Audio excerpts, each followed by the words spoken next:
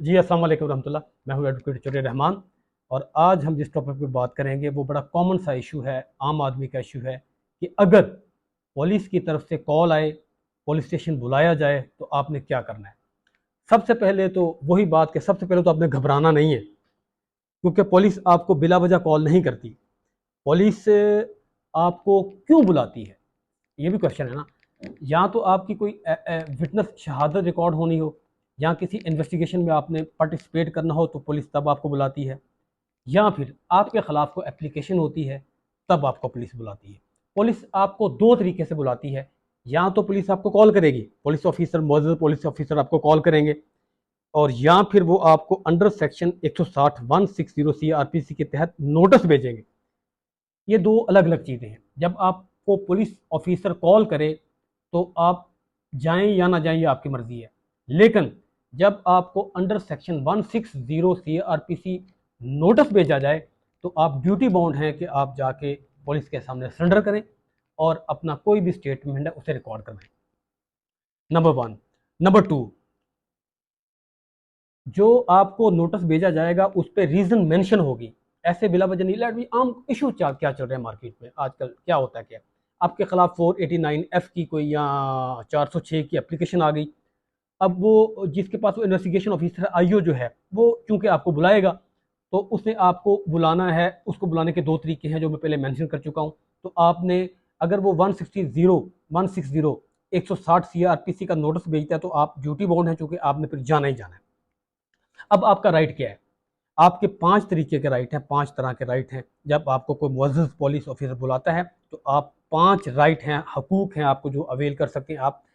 एक, right to know the reason, आपको वजह जानना आपका हक है कि आपको किस वजह से पुलिस स्टेशन में बुलाया जा रहा है। राइट टू लीगल रिप्रेजेंटेशन, आप अपने मुअज़्ज़ज़ वकील साहब के साथ भी पुलिस स्टेशन जा सकते हैं। Right to not self incriminate, police आपको किसी भी तरीके से अपने ही खिलाफ, यानी कि आपके खिलाफ ही बयान देने पर मजबूर नहीं कर सकती। Right against illegal detention, police warrant के बगैर आपको गिरफ्तार नहीं कर सकती। कुछ केसेस में, कुछ केसेस ऐसे होते हैं जो FIR लॉन्च होगी तो विदाउट वारंट भी हो जाता है, लेकिन नॉर्मली पुलिस स्टेशन में जब कॉल करके बुलाया जाता है तो आप मशकूक ठहराते हैं तो बुलाया जाता है। FIR के बाद बहुत कम चांसेस होते हैं कि पुलिस आपको कॉल करे। और पांचवा, राइट टू बेल, जमानत आपका हक है। अगर खुदा न खास्ता आप गिरफ्तार हो जाते हैं तो ज़मानत आपका हक है। उसके बाद प्रैक्टिकल स्टेप क्या हैं। फ़ोन पर अगर आपको कॉल आती है तो आपने बिल्कुल काम रहना है। आपने हाइपर नहीं होना पुलिस ऑफिसर के साथ, और उसको हाँ या ना में जवाब नहीं देने, डिप्लोमेटिक आंसर्स करने उसको। उसके बाद आपने अपने तुरंत फ़ौरन अपने वकील साहब से मशवरा करना है और उनकी हदायत की रोशनी में आपने अगला लाहा अमल तय करना है। और अगर आप पे कोई पिक्यूनरी मैटर्स, फ्रॉडेंटली जो मैटर्स होते हैं 406 जब 489F, इसकी ज़्यादा एप्लीकेशन होती हैं, तो जो आपके पास कंसर्न डॉक्यूमेंट्स हैं, लेट्स सपोज 406 की आपके खिलाफ एप्लीकेशन आ गई, पुलिस वाला आपको बुला रहा है, तो आपने किसी के साथ कोई ना बिजनेस किया होगा, कोई ना कोई ऐसी ट्रांजैक्शन होगी जिसके बिहाफ पे कोई पार्टी आपके अगेंस्ट 406 में गई है, या 489F है, आपके खिलाफ चेक की एप्लीकेशन चली गई, आपका ये स्टांस है कि इसके अगेंस्ट में पैसे दे चुका हूँ, तो जो भी आपके डॉक्यूमेंट्री एविडेंस हैं वो आपने साथ लेकर जाने, सो दैट कि जब वहाँ आप इन्वेस्टिगेशन में शामिल हों तो आप वर्बली ज़ुबानी कहने से डॉक्यूमेंट्स देना बेहतर होता है। उसके बाद आप अपनी फैमिली को लाजमी इन्फॉर्म करें। पुलिस स्टेशन जाने से पहले फैमिली, रिश्तेदार, जो आपका कोई इंतहाई अच्छा बेलोस दोस्त है, उसको आपने इंटीमेट करके जाना है कि मैं, मुझे आईओ ने बुलाया है इस पुलिस स्टेशन में और मैं उसके पास जा रहा हूँ। उसके बाद अगर आप पे इलीगल प्रेशर हो तो आप क्या कर सकते हैं। आप हायर अथॉरिटीज़, लेट्स सपोज आपको आईओ ने बुलाया है, आप DPO को, SP को, और अगर रावलपिंडी या किसी मेजर सिटी में रहते हैं तो CPO को भी इवन एप्लीकेशन दे सकते हैं कि मुझे इलीगल थ्रेट की जा रही है, तो इसका कोई हल निकाला जाए। उसके बाद ये है कि आप कोर्ट में रिट पिटिशन भी दायर कर सकते हैं, हाई कोर्ट में, अंडर सेक्शन 199 जो हम करते हैं। और इसके अलावा जो हमारा ह्यूमन राइट सेल है, हाई कोर्ट सुप्रीम कोर्ट में बना हुआ है, आप उसमें एप्लीकेशन भी दे सकते हैं।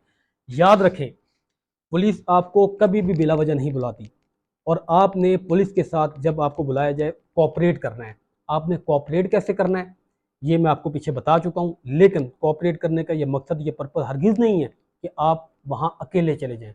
आपको चाहिए कि आप अपने वकील साहब के साथ वहाँ जाएं, और अगर वो आपको ज़ुबानी कॉल करके बुलाते हैं कि आ जाएं जी, आपको आप 4 बजे आपका टाइम है, तो तब भी आप ये वजह जानने के, यानी कि आप वजह जान सकते हैं कि भाई किस वजह से मुझे बुलाया जा रहा है, सो दैट कि आप तैयारी करके जाएँ।